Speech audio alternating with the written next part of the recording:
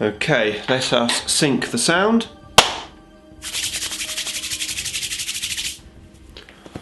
Oh, it's better. Today we're going to compare the Necron Overlord versus the Necron Lord in our quest to find out what is the best Necron HQ. It's coming right up. Necrons! Necron! Necron! Nick speaking, and welcome to this video. And if you're new to the channel and you want to keep up to date with the Wonders of Warhammer 40k, then please subscribe and hit the bell button so you don't miss an upload. And remember, I upload on a Monday, Thursday and Saturday every week. Okay, so as requested by some of my subscribers, I'm going to do a HQ comparison series of videos. In this video, we're going to compare the Necron Overlord and the Necron Lord. Okay, so the way this is going to work is I'm going to compare both data cards with these two units, the points cost, the war gear options and the abilities. I'm going to come up with a fun scoring system to help us along the way. Now once we've done that, we're going to come to some conclusions and try to find out which one of these units is the best. Okay, so time to pit the Overlord and the Lord together. And first of all, we're going to look at the points cost. Now the Lord comes in at 65 points and the Overlord comes in at 84 points. 19 points more expensive, giving the first point to the Lord. But how about the stat line? Now, looking at the stats line, they're quite similar, except the Overlord has a ballistic skill and weapon skill of 2, plus it has 5 wounds. Now, the Lord only has 4 wounds and his ballistic skill 3 and weapon skill 3, giving the point to the Overlord on the stat lines. Now next up is the weapon options. Both models can take exactly the same weapons, except the Overlords can take the Void Scythe. Now the Void Scythe is strength 10, minus 4 AP and does 3 damage. However, it is a minus 1 weapon skill. Now an Overlord is weapon skill 2, so he's still going to be hitting on a 3. Now all of the other weapon options for the Lord and the Overlord are exactly the same. However, the Overlord's extra ballistic skill and weapon skill is going to earn him a point in this category. Next up though, we're going to have a look at the war gear options. Now, both units have the Resurrection Orb. This was unchanged in its points in chapter approved. Still, 35 points. It's a once use only piece of war gear, allowing you to re-roll RP for units within 3 inches of the orb. Personally, I find it's a bit expensive to use, however they both have it, so there's no points change. Next up, we've got Living Metal. Again, they both have it. This allows them to regain 1 wound at the start of their turn once they start losing wounds. They both have it, so no points change. However, the Overlord has Phase Shifter. That gives him a 4+ in vulnerable save, and the Lord doesn't have that. That's an extra point to the Overlord.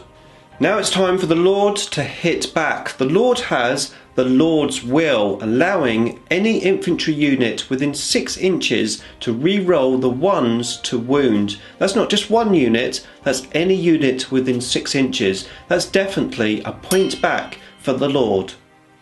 However, the Overlord has My Will Be Done, allowing him to give any infantry unit within 6 inches +1 to hit, +1 to advance and +1 to charge. And that is definitely going to give the Overlord another point. Next up are the key words. Now the Lord is a character, infantry and Lord, and the Overlord, character, infantry and Overlord. Now the Overlord keyword unlocks a stratagem called the Pharaoh's Will, allowing him to do My Will Be Done twice for 1 CP. That's definitely another point for the Overlord.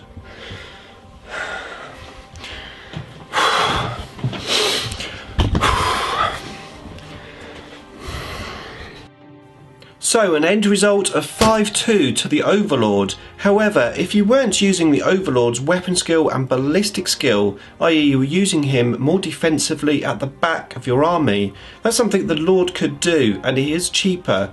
So arguably it could be 4-2. Now arguably, if you're not going to get your characters into trouble, you're not going to need the 4+ invulnerable save, the phase shifter. In that case, the score would be 3-2, so much closer than it may seem. Now of course it depends how you want to use your character. You could take the Lord, a nice cheap unit, give him a Staff of Light and the Veil of Darkness, teleport him with a big squad of warriors, allowing that unit to reroll the ones. That's a lot of shots. However, the Lord's ability works on more than one unit, so you'd be better off having him amongst your warriors and your immortals, allowing them all to reroll the ones to wound, and at a nice cheap points cost.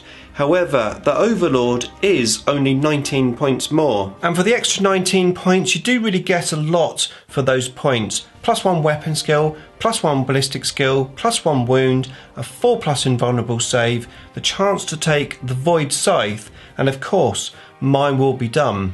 Now of course you could combine both units together. Use My Will Be Done from the Overlord, potentially on 2 units with the stratagem. And then you can use the Lord's Will again on any units within 6 inches. So potentially you could have 2 units at +1 to hit and re-rolling the 1s to wound. Now don't forget, you're going to need 1 or 2 cryptex for your army. We're going to cover cryptex in another video. Just watch out for spending too many points on too many HQs. You're going to need those points to make the rest of the army work on the table. Stupid motorbike.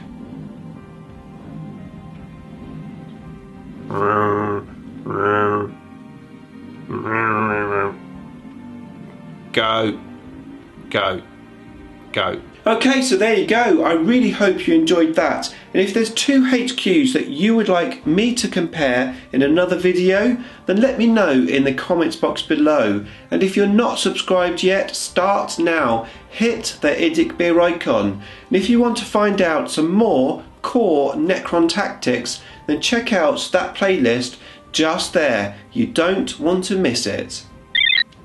Beam me up.